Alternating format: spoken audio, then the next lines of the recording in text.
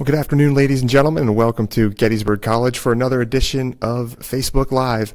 We're glad you can join us once again this afternoon. My name is Braden Snyder, and today we're joined by senior Thomas Clark of the Bullets men's track and field team, which competed in its first meet of the season back in December. But the team starts in earnest this weekend with the Lehigh Paul Covert Classic. Thomas is an economics major and business minor from Belle Harbor, New York, and he is serving as a team co-captain this season. He's provided the Bullets with an outstanding multi-event competitor over the past 3 seasons. And last year, he broke the indoor school record in the heptathlon.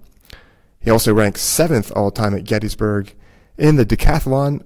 In the individual events, he is tied for 3rd all-time at Gettysburg in the 60-meter hurdles. He's also 9th in school history in the indoor pole vault. So welcome, Thomas. Thanks for taking your time out this afternoon. The team has been practicing since November, and then we mentioned the meet in December it was at Franklin and Marshall. So you had the long break during the holidays, but then back at it here this past Monday, I guess you started up practice. So what you've seen from you've had a couple of months now, I guess, to observe the team, and from what you've seen so far, how would you say things are going? So far, I think, we have a pretty solid team. Compared to last year, we had a really good incoming class with a lot of depth. We're able to fill more events and, positions compared to last year. And, we're having a lot more versatile athletes that can, run different types of sprints or different types of jumps, which really will help us out in the conference championships. Yeah, just taking a quick look at this year's team and some of our top returners. There's 25 returning athletes from last year's team.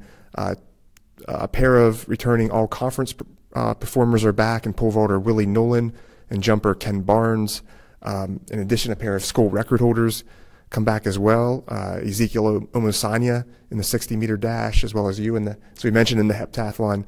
Also, 3 of the 4 athletes who broke the indoor school record in the distance medley relay also return, and Matt Robinson, Thad Kriklinski, and Alex Petreka.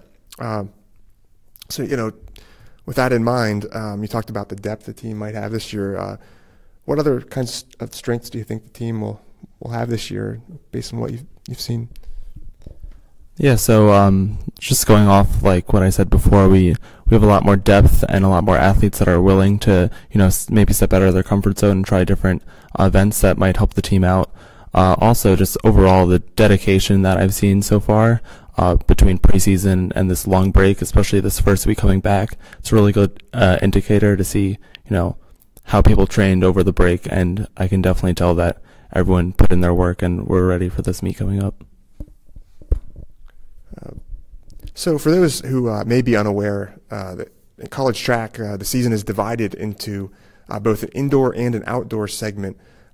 So Thomas, question I would have for you is, as a competitor, what would you say are some of the biggest differences between the 2 seasons, or maybe pros and cons between the 2, or do you prefer one over the other?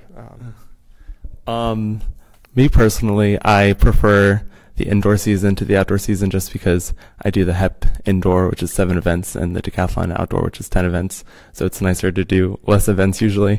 But I think overall the biggest difference is indoors, you're not really having to prepare for those, outside variables that might affect your performance. It's always controlled environment pretty much, and you kind of know what to expect. Whereas outdoors, you need to prepare for what might happen if it's raining, if it's really cold. So, outdoor is also nice, though, because you have the more space, there's more events. So that's pretty much the biggest differences. So you compete in a lot of different meets leading up to the championship season, the Centennial Conference Championships, both indoors and outdoors. Are there any meets that you think you look forward to more than others throughout the year? For the few seasons that I've been here, I kind of know what events I'm running at each meet now. It's pretty, standard. And I like the Dickinson meet we have coming up soon, because it's close, and it's, we kind of get a better sense of who what our competition is going to be like, because we are running against a lot of athletes that we'll see at conferences. So that's always a good thing to know going into conference championships. Thanks.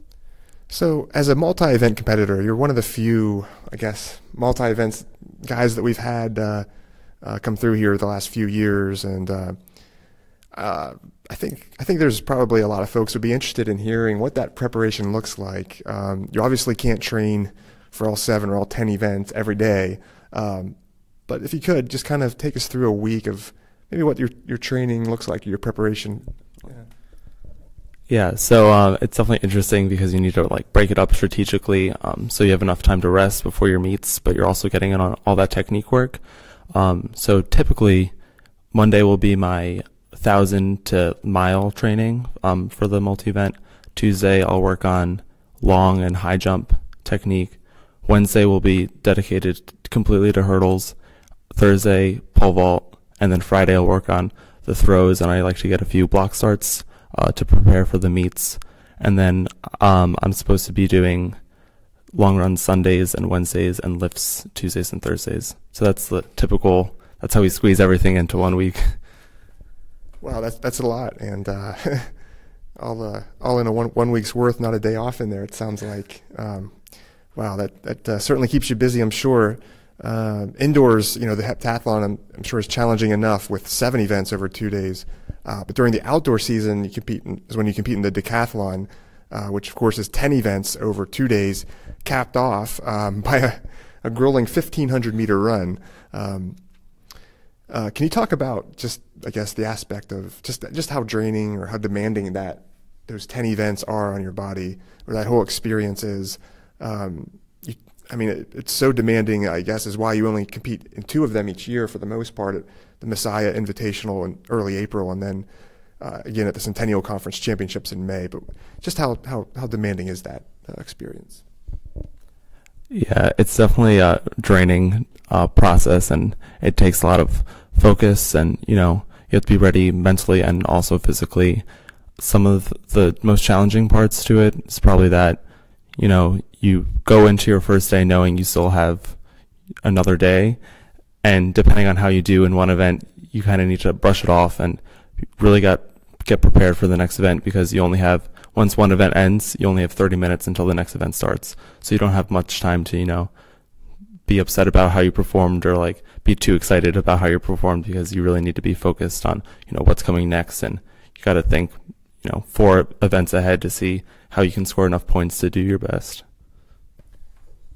Now, I know every multi-event competitor, I think, has certain events maybe that they're more comfortable in, or maybe they specialize in when they're not doing a decathlon or heptathlon. Are there any events that you really kind of that you consider to be either your best events, or you just enjoy competing in those events, maybe outside, or you can look forward to competing in them during the heptathlon or decathlon? Yeah, I definitely think I look forward to the hurdles and pole vault the most, just because I've been doing them the longest in my entire track career. I think the events I get most nervous about are those events where you get 3 attempts to clear a bar, so it's like high jump, and also pole vault can sometimes be a little nerve-wracking. But you just really gotta focus and push through, and once again think a few steps ahead to see how you can do your best.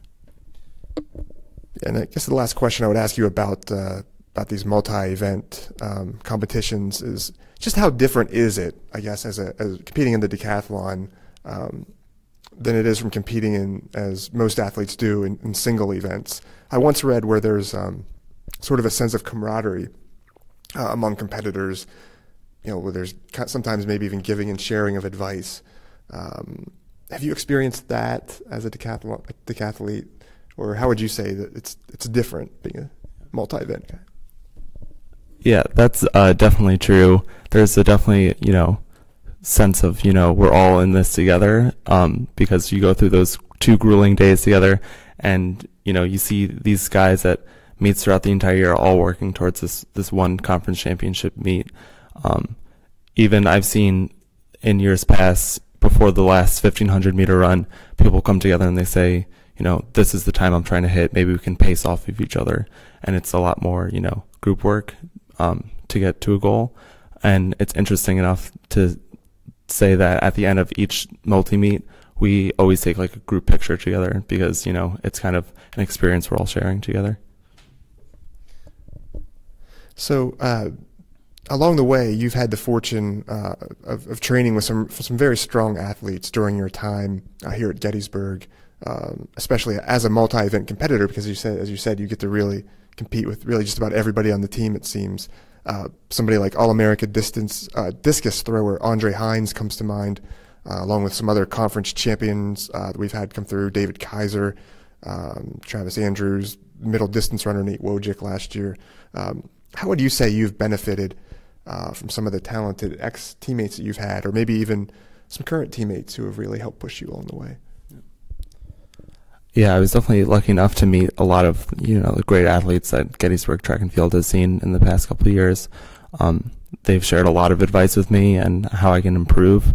But I think the biggest thing I took away from those athletes is, their work ethic and how much they've accomplished by just staying focused on their sport.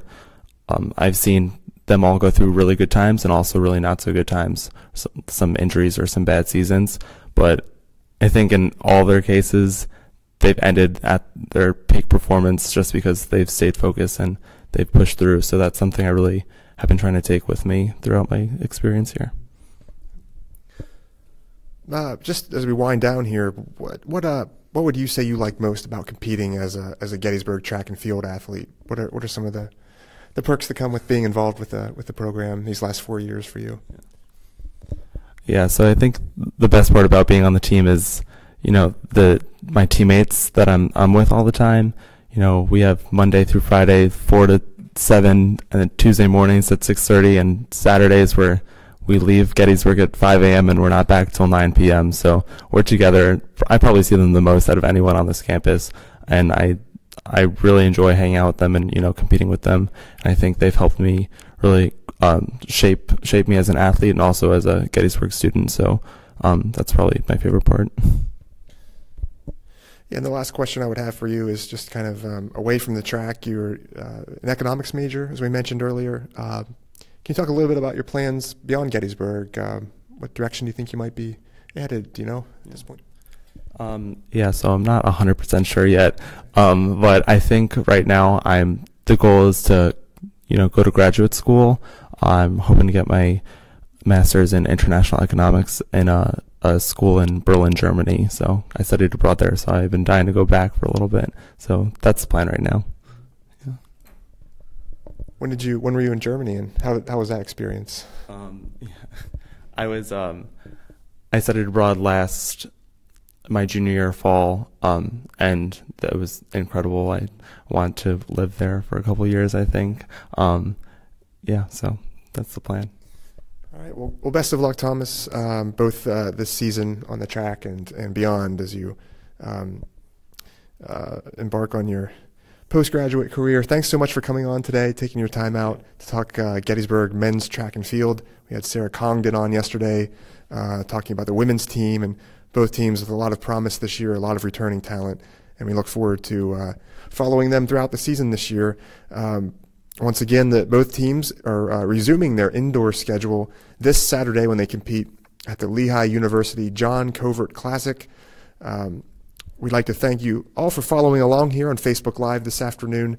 If you'd like to catch an archive of this interview on Gettysburg Athletics Facebook page shortly after the conclusion of this interview, it will be available. So once again, thank you. Have a great weekend, and go Bullets.